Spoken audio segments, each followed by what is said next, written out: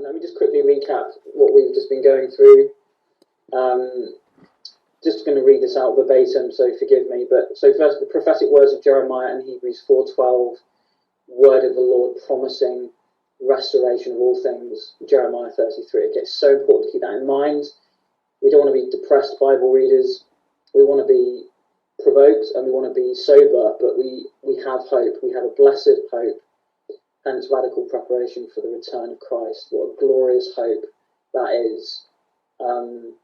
So Jeremiah 33, again, just let me just tell you very quickly a little interlude on that happened this week that I found profoundly encouraging. I was sat in here preparing for this little session this morning, and I was just looking over here where my Bible was that I used when I was 12. I was baptised on the 29th of March, 1992, okay? And this is the Bible that my dad gave me. And I just saw it and I thought, I'll pick it up. Don't know why, no specific reason. And I looked in the front cover and my dad has written something, quoted Romans 6 and so on.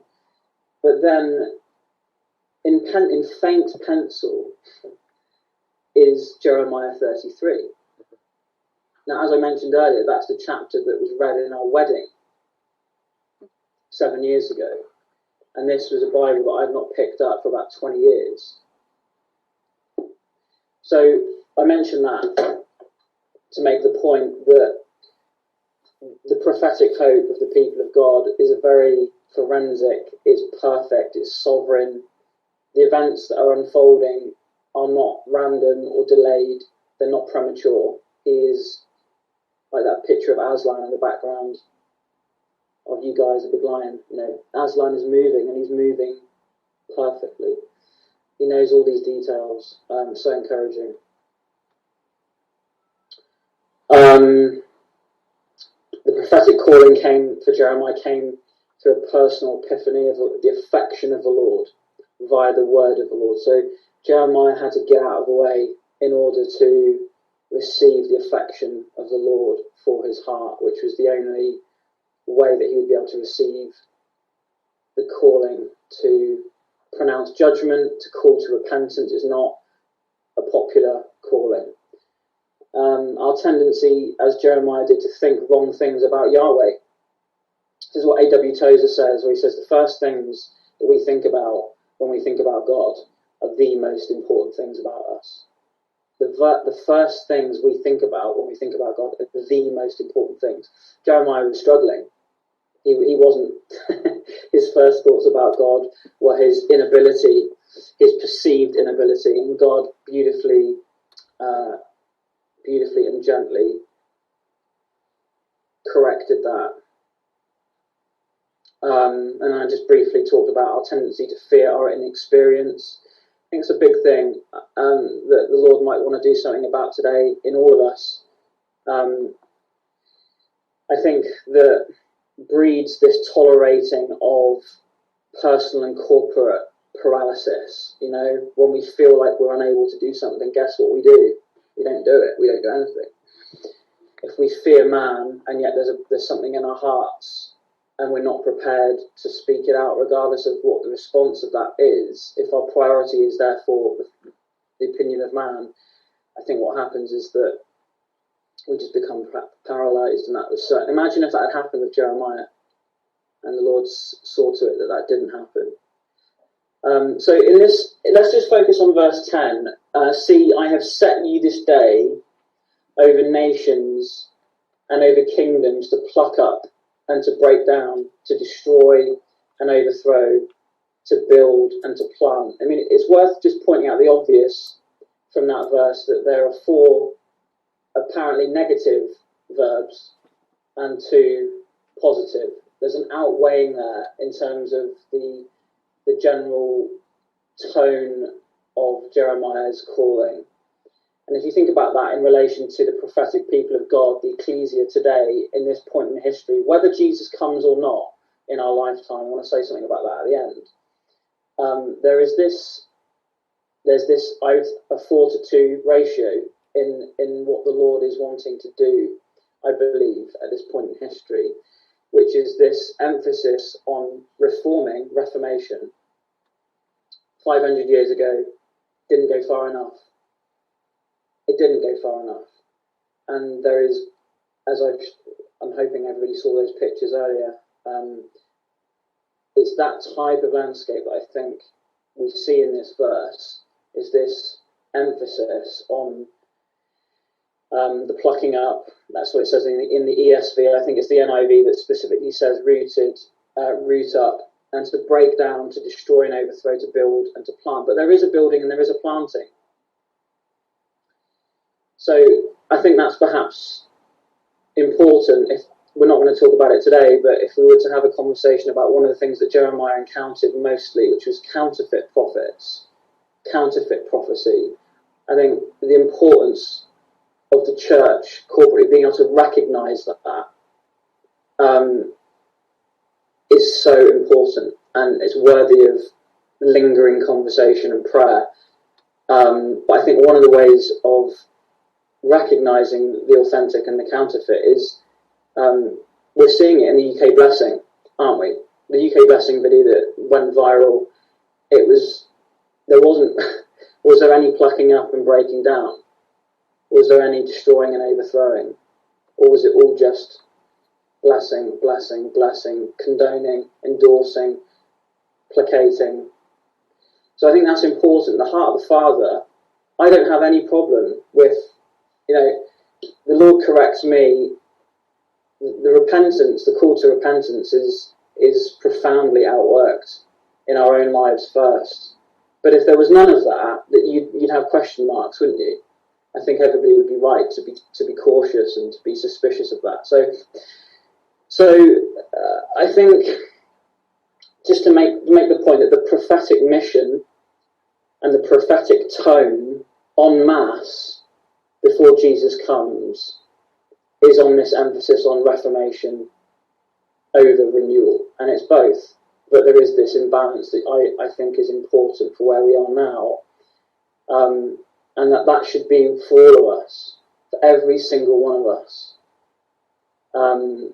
being prepared to think like that in terms of our thoughts. Again, thinking about Psalm 19 and the meditations of our heart. Are we able to allow the Lord to give us the words of reformation that are traumatic and uncomfortable and look ugly and look whatever, So the prophetic mission tone en masse before Jesus comes, I believe, will be, with that verse in mind, the 4-2 ratio that we see there. Hope that makes sense. And just to quickly talk about roots. So I've made some notes here. I've not done like a Google search on roots, or I haven't looked at Wikipedia on roots, or consulted a gardener friend on roots. But just to make some obvious points. Again, I think that we saw from those photos that I showed earlier is that the nature. So I'm going to just quickly talk about the nature, the types, and the results of rotten roots. Firstly, the nature is that they're multifaceted, they're diverse, they're not all the one same size or strength or appearance even. They're intermingled, they're complex. This is important, they're deeply bedded. Thinking in cultural terms about the church. And so yeah, the nature of roots, multifaceted. That I think this is why some of the questions I wanted us just to maybe think about either now or in the days ahead is to be able to think about where are the rotten roots in our own lives, but also this is critical within the corporate life of the church. That means often I think we don't see them. It's the proverbial picture of the iceberg, isn't it? Above and beneath the surface. So they are deeply bedded. They're very hardened, and that's one of the things I observed. Like when God said to Jeremiah, what do you see? I think that's a good question. Church, everybody by name this morning, what do you see? And I saw, when I saw this happening, was just again the intensity of energy as this heavy duty digger wrestled with the roots. It's a process of trauma. That's why I said earlier it's a traumatic landscaping. So they're hardened, but also, and I think this is important, one of the pictures you'll notice was a huge, the picture didn't do it justice, but it was colossal, a kind of stump stroke root system that couldn't be uprooted. And it's difficult looking at it, if you're there in the flesh, to actually imagine a machine that would be capable of uprooting it. So in other words, these rotten roots, on occasion, I think, are deeply intimidating. Deeply intimidating rotten roots in the landscape of the church, or what is generally regarded as the church, that intimidate the prophetic people of God to not even approach a question or a conversation about them. You know, why was the church so overwhelmingly silent on the 29th of March 2014 when marriage was redefined? Why was that? I think everybody in the room today has an understanding theologically of the significance of that. And yet, I think everybody would also agree that, generally speaking, talking about saying boo to a goose, there was nothing, I would say, relatively, that came. So they are deeply intimidating roots. And I want us to talk about one specific example of a root in a minute that touches on that thing. But then there's the types of roots. So denominational roots, I believe they're denominational, I believe they're generational, I believe they're relational.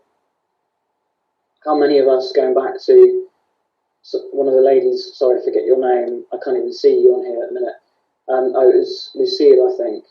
The comments about the relational importance of being with just a few people.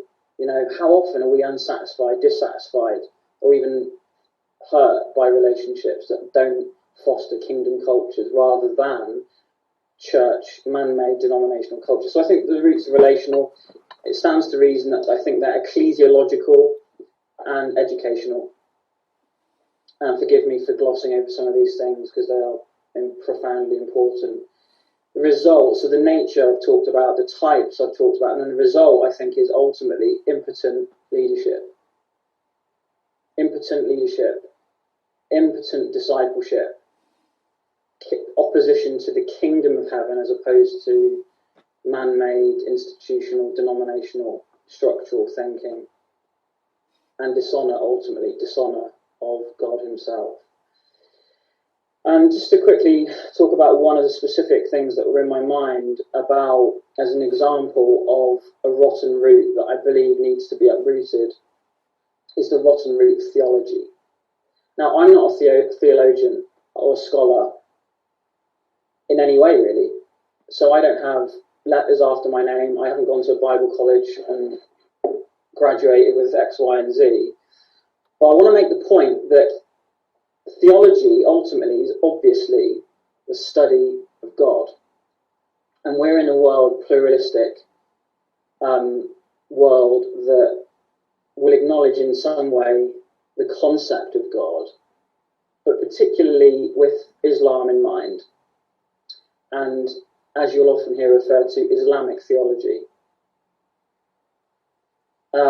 There is no shortage of theology, either in the church or out of the church. People are comfortable with that.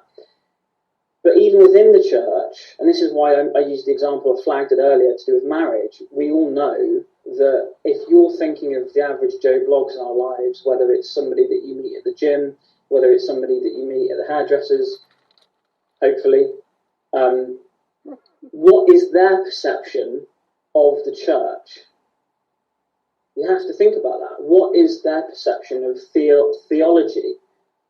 What is their perception of their understanding of God? Now, this is one of the most, for me, talking about the nature, the types, and the result of rotten roots, this is one of the intimidating ones that I think is why people are silent over the issue of marriage.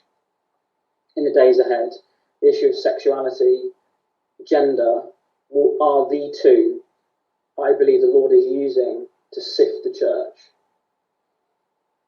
to redefine Christian discipleship in one generation is the issue of who God says, listen to this really carefully, who God says God is. Who does God say that he is? And yet the church, and this is the tragedy, this is the significance of 2014, is that who God said God is was redefined by human law in the UK. And the church said virtually nothing in response to that. So this issue of theology in the church, and what does an unsaved, unchurched person looking into that see? The guys that I talk to at the gym, well, they're not sure, are they? Because some of the church think that God's perfectly fine with homosexuality, transgenderism, anything that can be inclusive and lovey-dovey, this false counterfeit notion of love. Part of the church are thinking that, part of the church don't think that. Well, where is God in the midst of that? Who is God? What is theology? There is only one theology, isn't there? God is a certain way and that's it. All these other theologies are false, counterfeit, and are no gods at all. So I think in the days ahead, the rotten root of theology is critically important, potentially the most intimidating of the rotten roots, but will be uprooted before he comes, before Jesus returns. Because the bride will be what? They will be pure and they will be spotless. And we're currently not in a place of readiness or preparation for that. And we could talk another time about the Maranatha call, why that is virtually non-existent in the bride, and that is the real litmus test for whether we're ready or not. So who God says God is the most important thing, and yet we are very comfortable, it would seem, with that being up for grabs, for that being a point of view to be considered rather than a weight of conviction. It's the real enemy of the voice of the Lord. Someone, I think it was Greg, mentioned Psalm 29 earlier, and the picture of the voice of the Lord stripping forests bare, the glory of the Lord stripping forests bare. Such is the voice of the Lord. And we have very little concept of that. We want points of view to be considered, and if they begin to touch on our own roots or our own preconcept, then we are very quick, I think, to lurch to it being a point of view to be considered rather than this is what God is saying. How awful is that?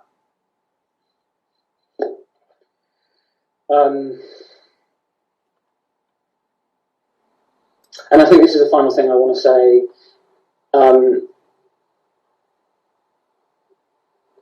As to why this traumatic landscaping in the context of preparing us all for his return, why it's so important is because the days ahead are not about escaping or huddling away. They're ultimately about endurance. You know, and this is more a wider conversation about eschatology, and we could be here till the cows come home in some ways talking about that. But ultimately, I believe that the church are being prepared to endure what is to come, not to escape it. And I believe that's what he's doing in terms of these fundamental roots. There are certain trees that won't stand in the storm that's to come, and others will. So I want to just give you one thought, and that's the connection between the importance of rotten roots being uprooted, this prophetic call for the whole church, the true ecclesia, and us all becoming more faithful in our prophetic, are willing to walk in the prophetic, and the future. The connection between those two is Isaiah 53 and Matthew 10. In Isaiah 53, in verse 2, I think it's verse 2, it's either verse 2 or verse 3. The word despised is used twice in one verse of Jesus. That he was despised and rejected. You know, as one, there was nothing attractive in his appearance that we should desire him. As one from whom men hide their faces. You know, like a leprous Jesus. The kind of Jesus that you would want nothing to do with. There was nothing about him. And he was despised. That word is so strong. I'm sure we can all think of people now that don't like us. don't like our personalities, don't like our whatever. But can we think of anybody that you would say, yeah, I think that person despises me? Despise is such a strong word. And yet of Jesus, that's the reality of the majority of the people on the earth. And what we're seeing in the minute in America, particularly with the Black Lives Matter, which is demonic, that is rooted in abortion and other things that it's demonic. I mean, sorry to sound glib about that, but it is. Within the conversation, you've got this hatred and lawlessness that's rising. And when the connection between Isaiah 53 and Matthew 10 is that in Matthew 10, you read that we see our future, whether we're on the planet or not. We see the future of the church, which is that we're chased from city to city, we're hated. And Jesus makes the point emphatically that the people of God, the true people, the ecclesia, those who are the called out ones, will be those who are also hated and despised in the way that he was at Calvary and ultimately will be again, in the sense of being on. Does that make sense? So there's the connection between that picture of the suffering servant prophetically in Isaiah and Matthew 10 as Jesus paints leading up to Matthew 24, the birth pains and the lay of the land, just before he comes. And so the relationship between uprooting and planting in Isaiah 53 is this preparation, I think, specific part, the radical preparation, is that he's preparing us all individually and corporately to be able to withstand the storms of despising. We know very little of persecution here, and yet we do know, don't we, in Iran and in Syria and in North Korea, particularly places like that, brothers and sisters who are very familiar with that kind of despising and persecution and potential fear. We're very soft in the West. We're very unprepared. And so I hope you can see the link between the rotten root of theology, who God says God is, and our ability to love him and see him for who he is, appreciate and understand and believe the promises of restoration, the blessed hope of the future, and our ability to withstand every enemy, every persecution, every enmity, every hatred or despising that will come. That is the future. That is what we're called to prepare for. And there is yet glorious hope within this.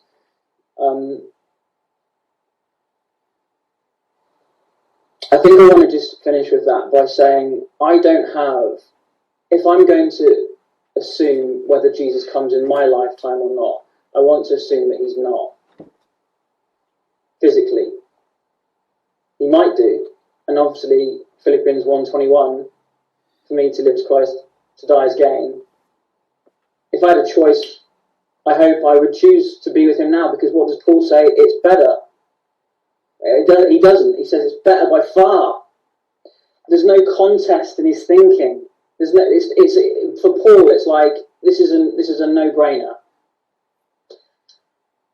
So I hope that Jesus comes. Of course, I do in my lifetime for that reason. But I want to anticipate the delay. And there's a fundamental work of redefining what Christian discipleship is. When I think about the back 2 rows of young people at the church that Mary and I were part of up to as recently as a year ago, my heart cries to the Lord for them. What hope do they have? 20 young people sat at the back of the church. How are they being discipled? Are they being taught Romans 7 and 8? The war between the flesh and the spirit. The basic rudiments of what it means to be. When Paul was dealing with new converts in Thessalonica, for him it was completely appropriate to bang on with what we would call hardcore eschatology.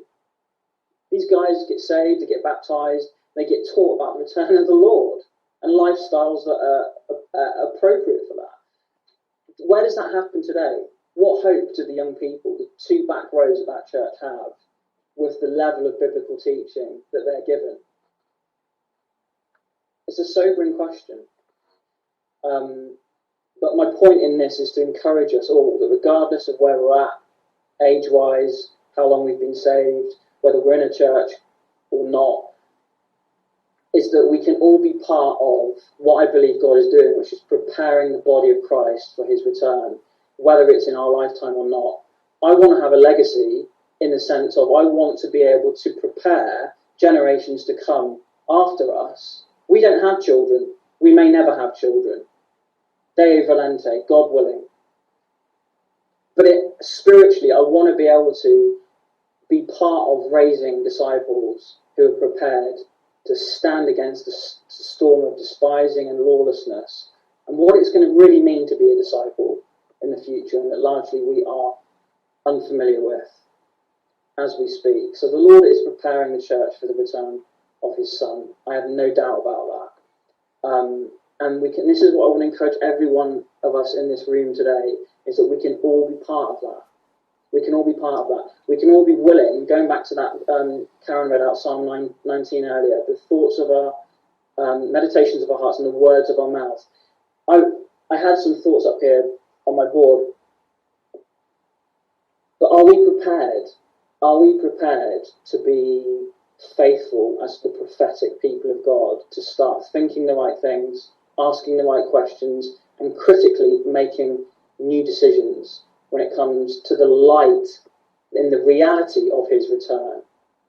For far too long, we've tolerated a form of Christian discipleship that is impotent, void of power, is prayerless, doesn't attract persecution, because why would it?